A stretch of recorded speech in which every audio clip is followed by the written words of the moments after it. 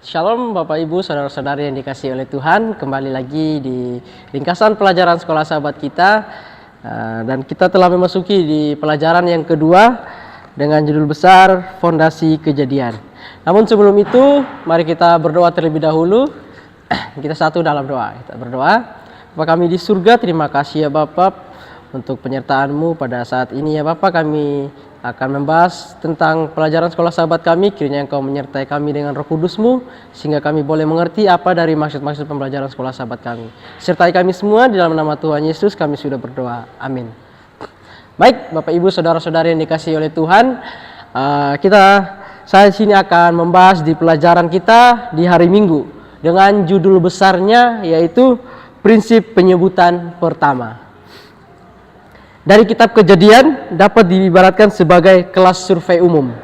Dalam studi Alkitab, karena di dalamnya diperkenalkan banyak prinsip dan konsep utama yang menjadi dasar untuk pemahaman lebih lanjut tentang seluruh isi Alkitab. Pendekatan ini dikenal sebagai prinsip penyebutan pertama, yaitu gagasan bahwa makna awal suatu konsep di dalam Alkitab. Khususnya dalam Kejadian memberikan kerangka dasar untuk memahami penggunaan di bagian-bagian selanjutnya ya. Jadi kalau kita melihat ini Bapak Ibu bagaimana kitab dari kitab Kejadian adalah sebuah awalan untuk kita bisa memahami apa saja isi dari kitab-kitab berikutnya ya. Prinsip ini menunjukkan bahwa Tuhan menyatakan kebenarannya secara progresif. Dimulai dengan fondasi dasar dan memperluas secara bertahap melalui wahyu sepanjang sejarah. Meskipun sering disebut hukum, prinsip ini bersifat fleksibel dan memiliki pengecualian.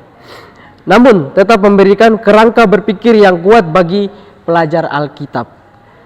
Kalau kita melihat di dalam ayat-ayat seperti Yesaya 40 ayat yang ke-7 sampai 8, di Maliaki 3 ayat yang ke-6 dan juga bahkan di Ibrani 13 ayat yang ke-8, di situ menegaskan bahwa sifat Tuhan dan kebenarannya tidak berubah, ya. Firman Tuhan tetap untuk selama-lamanya. Tuhan tidak berubah dan Yesus Kristus adalah sama kemarin, hari ini dan selama-lamanya. Hal ini meneguhkan bahwa makna kebenaran dalam Alkitab bersifat tetap dan tidak tunduk pada perubahan zaman atau budaya. Ya, jadi kalau kita melihat bagaimana banyak sekali orang bilang Alkitab kalian sering direvisi. Enggak, itu yang direvisi katanya saja, bukan isi dari Alkitab tersebut. Kita melihat bahwa Tuhan kita ini sama ya, dari dahulu, dari Dia lahir sampai dengan sekarang ini juga masih dengan Tuhan yang sama.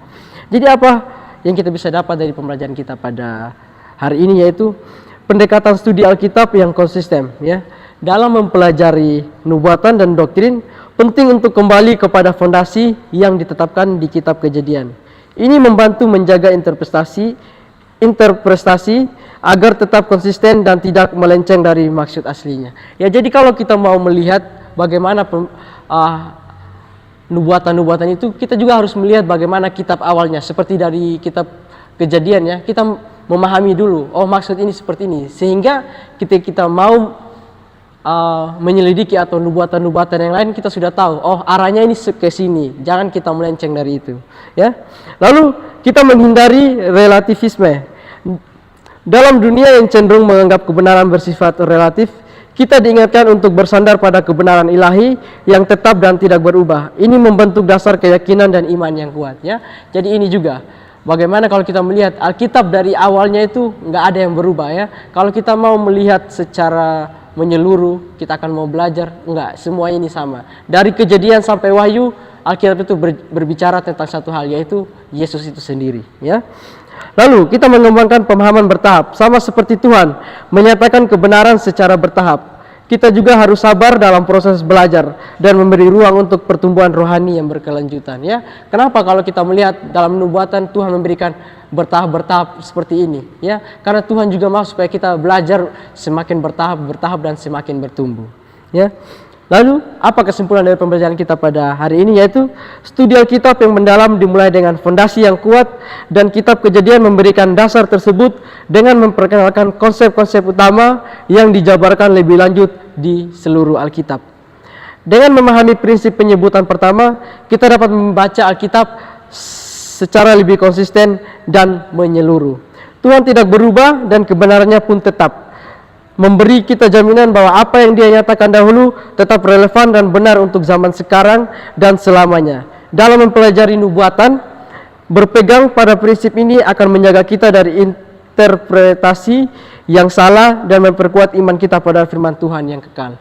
Ya, jadi kalau kita belajar dengan sungguh-sungguh, kita mau menyelidiki Alkitab ya, bahwa kita akan tahu bagaimana kebenaran yang sesungguhnya itu ada ya, dan bahwa juga nubuatan yang Tuhan sudah tetapkan itu semuanya akan terjadi pada masa yang akan datang.